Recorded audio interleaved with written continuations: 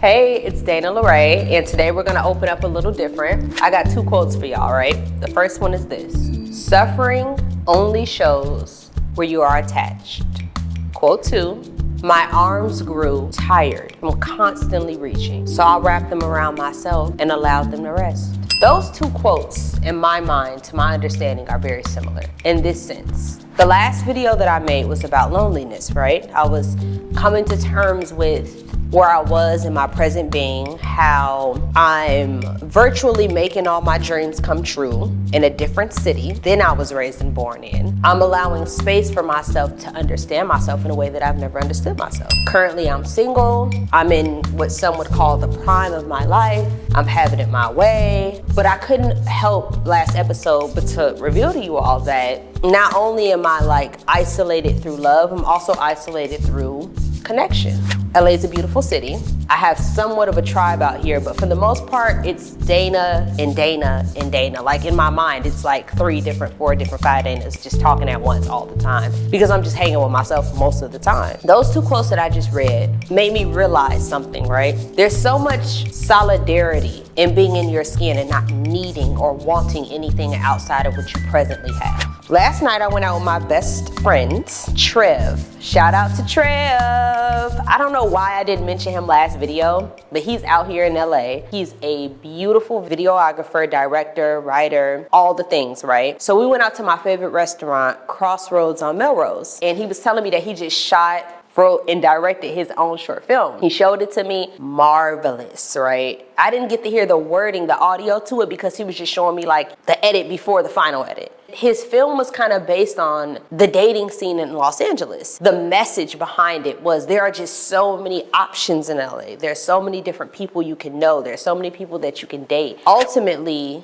in his film, the individuals that were on a date, they ended up not working out because another person had other options, and then they realized those options weren't the better option, and they tried to go back to the thing that they already had. So this sparked this conversation with me and Trev, where we were like, you know what's so funny about Los Angeles? It's such a beautiful city, but we got into how dating right now for either one of us isn't necessarily a priority. And me being a single woman, I've always been in kind of long-term relationships and bonds, but recently being single for a very, I'm not gonna say long amount of time, but it's lengthy, has allowed me to kind of decenter my focus on love and romance. I don't wanna just run with this and be like, this is why I'm doing so well in this moment, but when I really sit and think about it, I'm like, this is the best I've ever done thus far. But then I think to myself, at the same time, it could just be because I'm moving through my midheaven in astrology, where I think in your midheaven, you're kind of reaching your pinnacle of success throughout your purpose. So I'm like, it could be my astral timing. It could be the fact that I'm actually not thinking of anybody as a priority besides myself. But when I was talking to my friend Trev, he's in the same exact spot. And I'm like, that's so interesting because he's on the other end of the perspective, right? He's a man, he's around my age, he's young and single, and he's focused on himself. And he's saying how he's never actually taken the time like this before to really feel kind of how I feel, complete with or without a partner. Not complete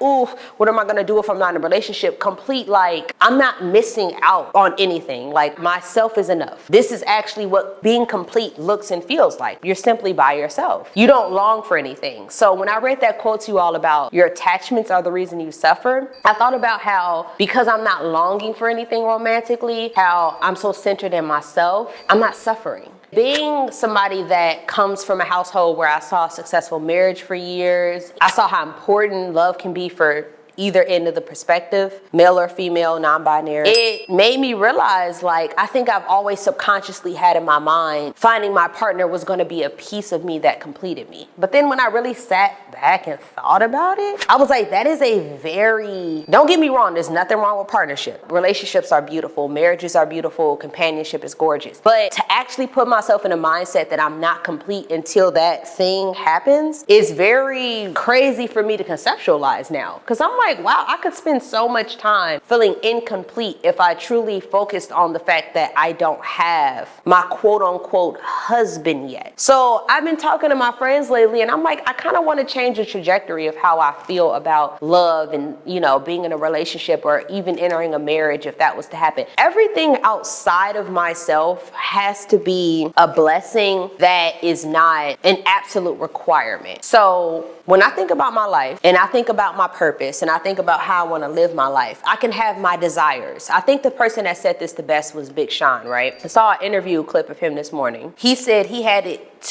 to remove the vocab of I want out of his mouth. He said, I can say I desire, I can say my intention is, but I can never say I want. Because when you keep saying you want something, you're reiterating to the universe that you have lack of. Now, that's not the first time I ever heard it. My sibling actually has told me that before, like, don't ever say you want. Say you have, your intention or your desire is this. When Big Sean said it this morning, I was like, yeah, you know what? I gotta go. He's from Detroit, first off. I'm from Detroit. Born in Detroit, raised in Chicago. Don't want to confuse y'all. I felt him on that because I don't want to feel that lack. And that lack causes suffering. The way I want to rewire my mind now is to understand that who I am and what I have right now is all I'll ever need. But a partner is an absolute addition to my life. They're a bonus. It's like finding something that you never really knew could bring you joy the way it does. But even if it was to leave you, you would still feel complete in who you are and what you have. And I think that's a lot healthier for me to navigate, because I know other people, they're very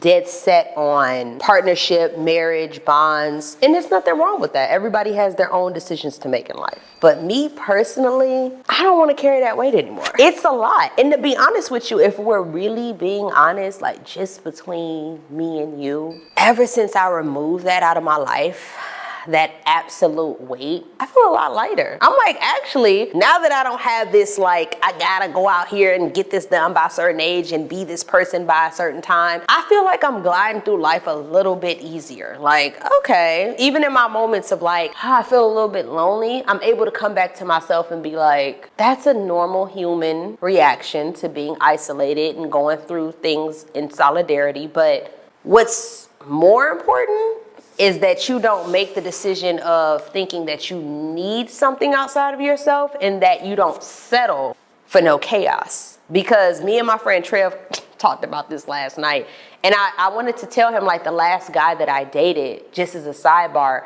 made me realize how much I don't want things when they're not aligned for me. Like, I think the last bond that I actually had with the guy that I really cared about, it felt like it came so naturally. But when I really look back and I reflect on it, I'm like, I think a lot of me was trying to make that connection work because other things seemed so perfect. I know he was too, I'm gonna be honest. I think it was just two grown people that had good intentions, that cared about each other, but they weren't ultimately, for whatever reason, supposed to be with each other past the amount of time that they were together. Looking back on it, I don't want to bring that energy into any other bonds ever again. If something is supposed to come for the moment and leave in the moment, I want to embrace that. I believe in many lifetimes. If this lifetime is supposed to be Dana and just Dana, that's cool with me too.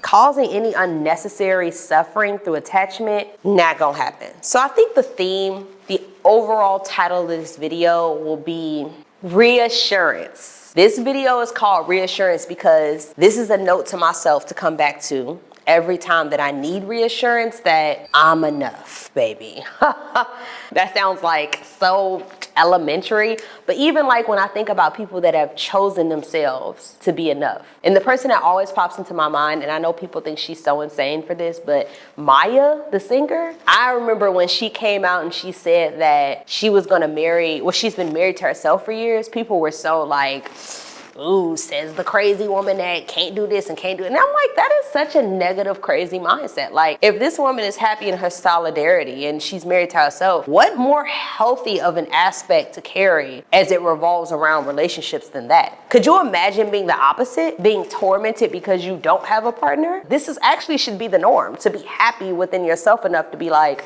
I'm enough. So I think that's what she was saying with that, but I remember people just really went so left with it that I'm like, now I kind of reside with what Maya's saying. And if something was to change, I'm still embracing that in totality. Thank you for joining me for this segment. This is going to be my reassurance, and hopefully your reassurance too, to embrace where you are, love where you are. You're really enough, baby. Like, to here in the moon. So I love you all. Thank you for tuning in. See you next time. Peace.